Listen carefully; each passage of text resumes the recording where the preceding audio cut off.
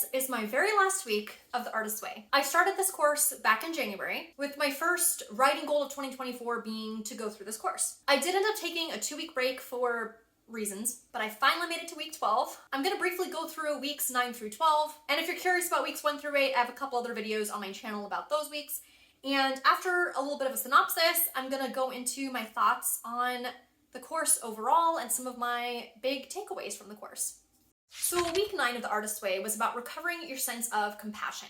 She talks about differentiating between being lazy and being blocked as a writer. She talked about giving yourself permission to start small, to take baby steps, and to love each of those steps and give yourself compassion for every step, because every step is important along the process of creating a final product. She talks about something she calls creative U-turns, where in essence we can sabotage ourselves and do an about face from where we're supposed to be going, whether it's out of fear or out of a misguided sense of security. I have a lot of fear about my creativity. A lot of it I've worked through, some I'm still working through.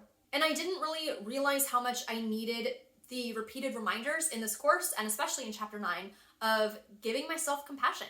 Week 10 talked a lot about some of the things that we might use to block our creativity, whether that's food or social media or even work. Then she started talking about fame. On page 171, she says, "Fame, the desire to attain it, the desire to hold on to it, can produce the 'how am I doing' syndrome. This question is not, is the work going well? This question is, how does it look to them? The point of the work is the work. Fame interferes with that perception. Instead of acting being about acting, it becomes about being a famous actor. Instead of writing being about writing, it becomes about being recognized, not just published." My dream has always been, from some of my earliest memories, to be published and to hold a book in my hands with my name on it that I wrote. Even though that's not a bad goal to want to be published and to pursue as I'm taking these steps to be ready to be published, I think above all of the conversations about fame and what constitutes fame, I really appreciated her reminder that writing is for me. Writing is something that I need to do to express myself, and whether or not anybody sees it, I have to get these stories out. Writing is for my soul. And my goal should be, is my work going well? Not, what do they think? Especially some nebulous they, like what will people think of my writing? Okay, that doesn't matter right now. What do I think of my writing right now? How are my goals going? How is my word count? How is my editing? You know, I think just bringing it back to those baby steps and taking things one step at a time and not worrying about them, you know?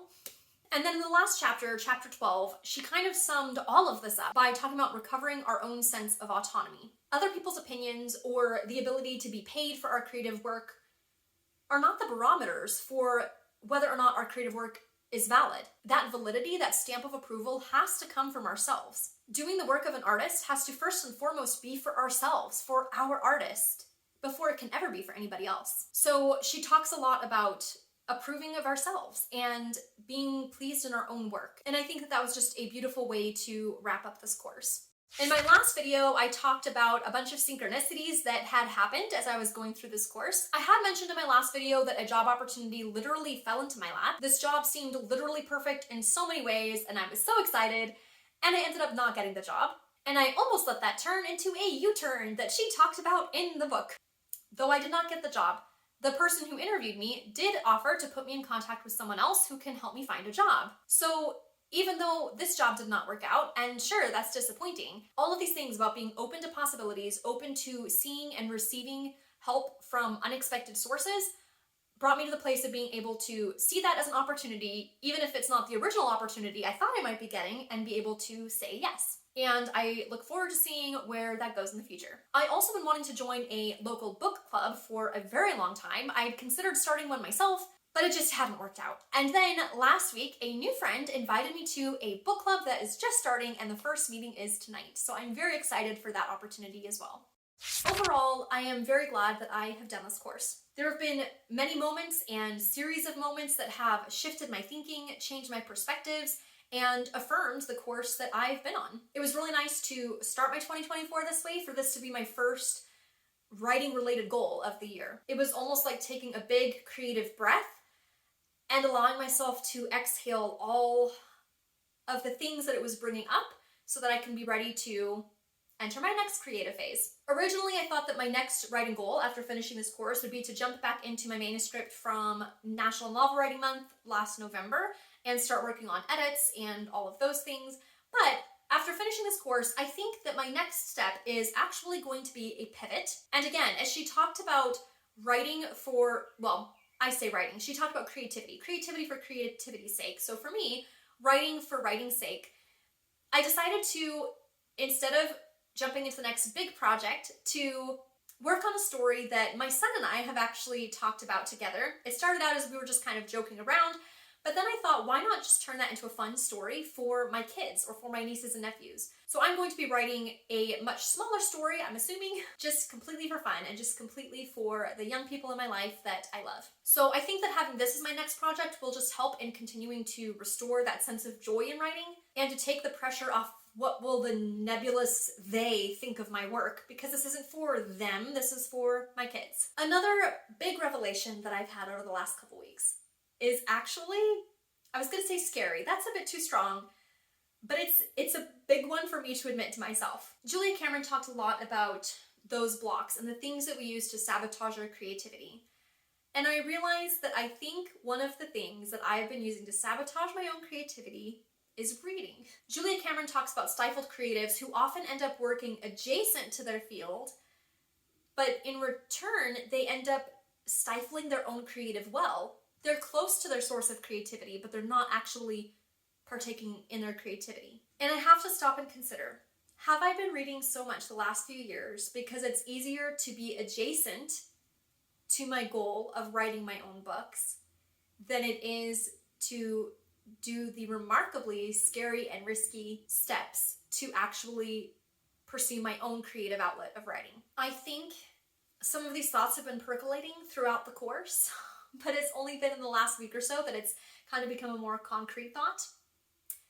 I don't know what it's going to look like in the future. I don't know what this is going to mean for me as a reader. I don't see myself stopping reading. I don't see myself stopping this channel, and this channel isn't even about just reading, it's also about my writing. Basically, at the end of the day, I know right now I just kind of need to sit with this and see where it takes me. Is it something where I'll need to adjust my reading goal, which honestly irks me because if my Goodreads goal is 100, I want to make my Goodreads goal.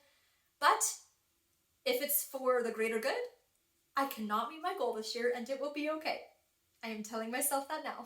Or maybe there are some other small shifts or small changes to make to stop taking in primarily other people's creativity and allow myself to continue taking more steps of my own creativity. I need to continue to own my goals. So that will be an interesting one to sit with and think about more. So it's been a big and busy 12 weeks.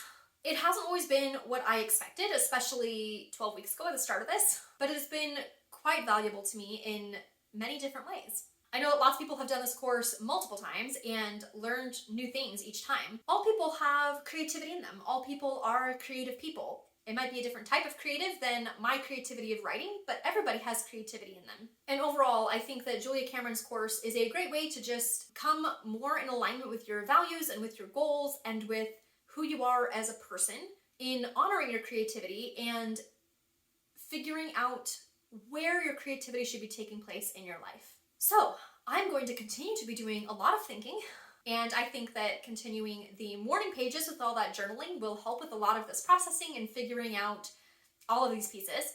And I'm excited for the rest of my writing goals for 2024. I know the next step with this story that I am going to be writing for my kids. I already wrote down the full outline at my last writing group session, and I'm going to work on the first chapter this next week. So I will keep updating on my writing and all of my writing goals, and I would love to hear from you if you have completed the Artist's Way, what your thoughts are, and your biggest takeaway from the course.